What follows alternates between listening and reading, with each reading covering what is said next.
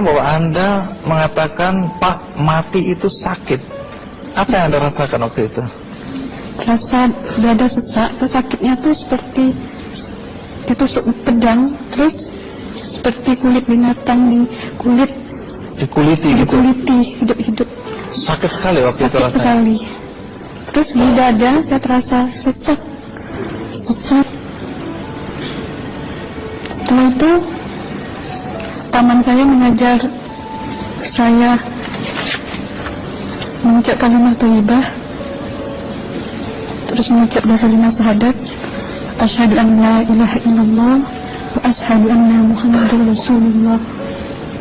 Apa betul waktu roh Anda itu dicabut dari kaki gitu, Ya. Anda bisa melihat jasad Anda? Sempat saya melihat jasad saya pada waktu itu, tapi sebentar.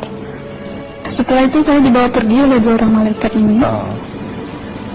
Dan pada waktu itu saya ingin ketemu sama ayah saya. Kebetulan ayah saya sudah meninggal. Dan suatu ayah saya meninggal, dia berusia 55 tahun. Setelah saya ketemu di sana, dia tuh berusia muda. Kok muda? Berusia 17 sampai 20 saya perkira. Anda sempat ngobrol dengan ayah? Sempat. Apa yang Anda sampaikan? Waktu itu ayah nangis. Ayah saya bilang, kenapa kamu kesini nak? Pulanglah, di rumah tidak ada orang. Kasihan lihat ibumu dan adik-adikmu. Tidak ayah, janjiku sama Allah sudah sampai. Dan pada waktu itu ayah saya menangis. Lalu apa yang dia ucapkan? Diam aja dia, terus hilang. Kembali ke malaikat tadi, bentuk yang Anda lihat seperti apa malaikat ini? Dia ini laki-laki, tapi mukanya sama semua. Berapa malaikat? 2. 2. Iya. Fisiknya seperti apa? Seperti berserban, berpakaian ihram, mukanya sama. Wajahnya seperti apa? Wajahnya sulit saya gambarkan. Yang jelas dia ini sama, dua-dua itu sama rupanya. Apakah ada ucapan dari 2 sosok yang Anda anggap malaikat itu? Ada. Apa kata mereka? Waktu itu saya mengalami perjalanan spiritual. Saya disoal oleh malaikat itu dengan sebutan Ma ayyutuka, siapa Tuhanmu? Waktu itu roh saya menjawab, Tuhanku adalah Allah. Siapa pemimpinmu? Pemimpinku adalah Nabi Muhammad Sallallahu Alaihi Wasallam. Mana kiblatmu? Kiblatku adalah Ka'bah. Siapa kedua orang tuamu? Siapa saudara maramu? Terus saya diperjalankan. Setelah itu kedua orang malaikat ini memimpin tangan saya, tangan kiri saya, membawa saya ke satu tempat, menduduki saya di sebuah kursi. Pada waktu itu kursinya tuh empuk, mungkin 8 busanya ya, cantik. Terus di sana saya duduk. Di sebelah kanan saya ada tiba-tiba berwujud seorang perempuan. Dia mengaku amal. Kamu siapa? Saya, aku adalah amalmu semasa kamu hidup di atas dunia. Dan selama kamu di sini, saya akan menemanimu sampai yaumul akhir, itu katanya.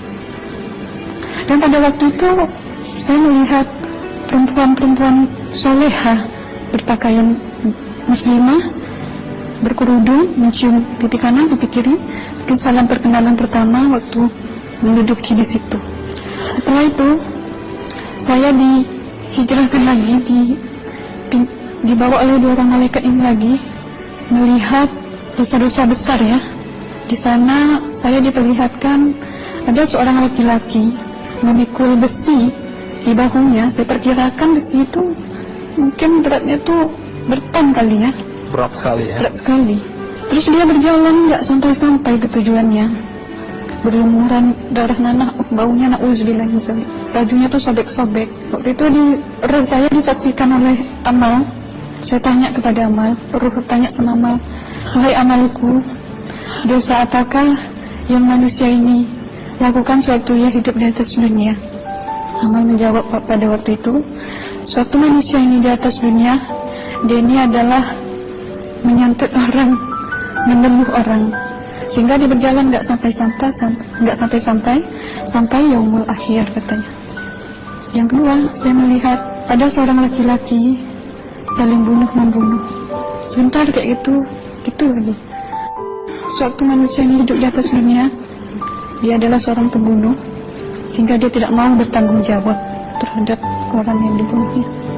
Terus yang ketiga, saya melihat ada seorang laki-laki dihujam kemaluannya pakai besi panas, timah panas itu ya, hingga menembus.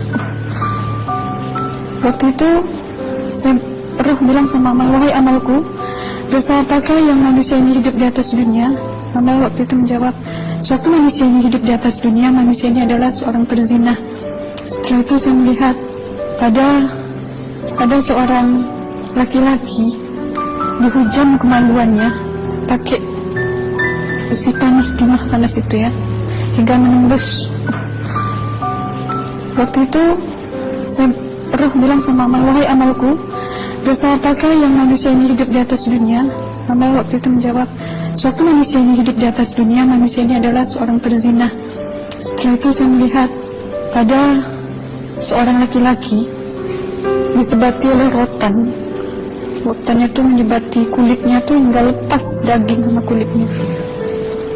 Itu amal menjawab, suatu manusia ini hidup di atas dunia, dia ini tidak pernah sholat Islam,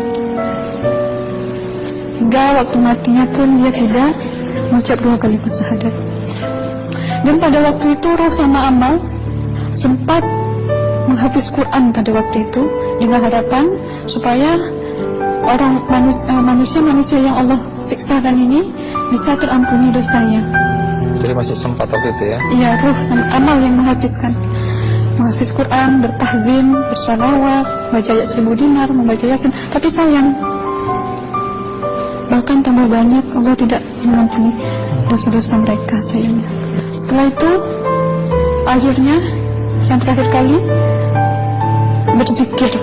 Zikir saya pada waktu itu, subhanallah, walhamdulillah, wa la ilaha illallah, wallahu akbar, la haula wa la quwwata illa billahil aliyyil azim. Sekuat-kuatnya nada saya berteriak, tiba-tiba saya merasakan detik jantung ya. Waktu itu mungkin paman saya yang menyaksikan. Itu saya koma. Disitulah sebenarnya Anda kembali ke jasad ya? Iya, benar. Jadi banyak sekali Anda menyaksikan kejadian-kejadian di alam sana ya. Nah, menarik karena waktu kami menghubungin Mbak Aslina, pada dasarnya Mbak Aslina keberatan menceritakan kembali kisahnya. Tapi kalau toh akhirnya Anda mau sampai di sini dan Anda sudah bercerita, apa harapan Anda pada orang-orang yang mendengarkan kisah ini? Ya, harapan saya pertama, ya lebih banyak untuk menyambut puasa ya, lebih banyak mendekat diri aja sama Allah, perbanyakkan amalan soleh, perbanyakkan zikir, perbanyakkan sholawat, baca Quran, dan sebagainya. Itu harapan Anda ya? Iya. Baik, terima kasih Mbak Aslina ya, sudah datang dari Bengkalis untuk menceritakan kisah ini.